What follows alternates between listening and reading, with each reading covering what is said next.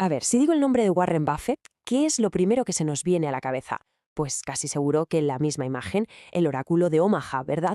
El mayor genio de la bolsa de todos los tiempos, un referente para millones de personas. Y claro, la historia que siempre nos han contado refuerza esa idea. Seguro que esta historia suena, la de su primera inversión. Con solo 11 añitos compra unas acciones a $38. En cuanto suben un poco, a 40, las vende, gana algo de dinero, pero, poco después esas mismas acciones se disparan a $200.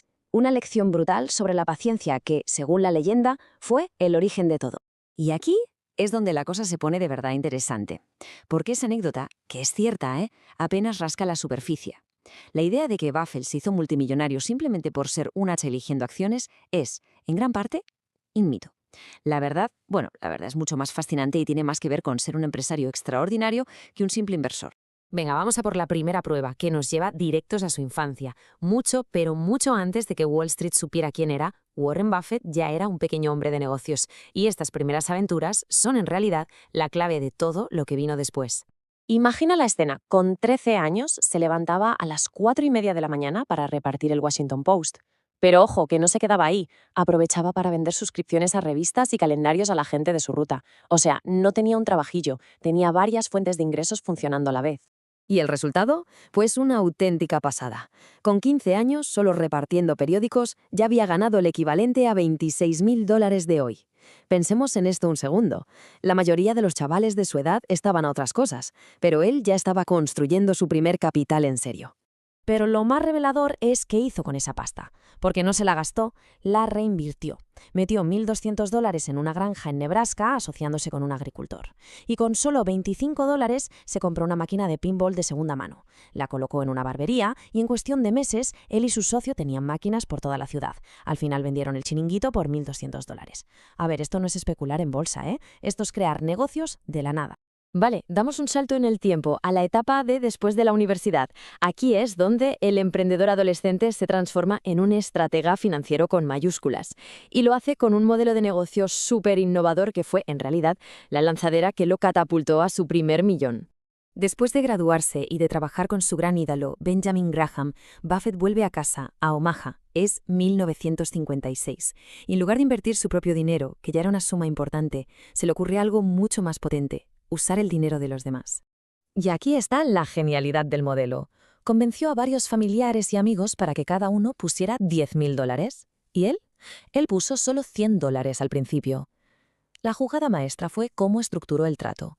Él se llevaba una parte de los beneficios como comisión por gestionarlo todo. Es decir, no arriesgaba su capital, arriesgaba el de otros, mientras su propia parte crecía y crecía gracias a esas comisiones que iba reinvirtiendo. ¿El resultado? Pues fue espectacular. En apenas 6 años, esas sociedades que él manejaba ya valían más de $7 millones. Y de ese dineral, más de 1 millón era suyo. Se hizo millonario. Pero, y esto es lo importante, no lo hizo por sus inversiones personales, sino por haber diseñado un negocio para gestionar con éxito el capital de otra gente. Y con esto llegamos al capítulo clave de toda la historia. Si las sociedades lo convirtieron en millonario, la siguiente jugada lo iba a convertir en una auténtica leyenda.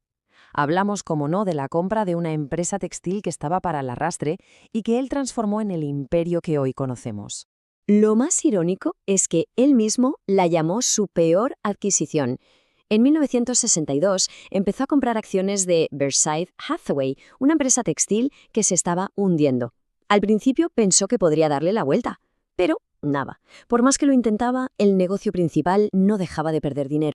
El gran cambio de mentalidad llegó en 1966. Buffett se dio cuenta de que intentar salvar el negocio textil era una batalla perdida, así que tomó una decisión radical, un auténtico giro de guión. En vez de arreglar la empresa, la iba a usar como un cascarón, como un vehículo para comprar otras empresas. Berkshire Hathaway dejó de hacer telas para convertirse en un holding. Y aquí, amigos, está el verdadero secreto de su imperio. En 1967 empezó a comprar aseguradoras. ¿Por qué? Pues piensa cómo funciona un seguro. La gente paga las primas por adelantado, pero la compañía paga los siniestros mucho más tarde. Todo ese dinero que la aseguradora tiene en su poder, mientras tanto, es un flujo de caja gigantesco y constante. Buffett usó ese flujo de caja como un motor casi infinito para comprar más y más negocios. Una genialidad absoluta. Así que si unimos todas las piezas del puzzle, la imagen que queda es muy distinta. La del Buffett, que es simplemente un genio eligiendo acciones, se queda cortísima. Su fortuna se basa en una fórmula empresarial mucho más compleja y brillante. La fórmula real es esta. Primero, un instinto emprendedor desde que era un crío, creando negocios sin parar. Segundo, un modelo de partnership para apalancarse con el dinero de otros y crecer a toda velocidad. Tercero, un giro estratégico brutal, convirtiendo una empresa moribunda en su vehículo de inversión. Y cuarto, la gasolina para ese vehículo, el increíble flujo de caja del negocio de los seguros. Y el resultado final de aplicar esa fórmula durante décadas es el Berkshire Hathaway que conocemos hoy, una de las mayores corporaciones del planeta, con activos que superan los 700.000 millones de dólares. Esta cifra no es fruto de la especulación, es el resultado de una estrategia de negocio ejecutada a la perfección.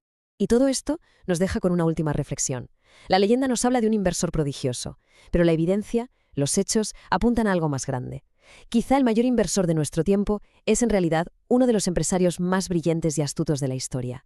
Y esa, sin duda, es una historia mucho más interesante que contar.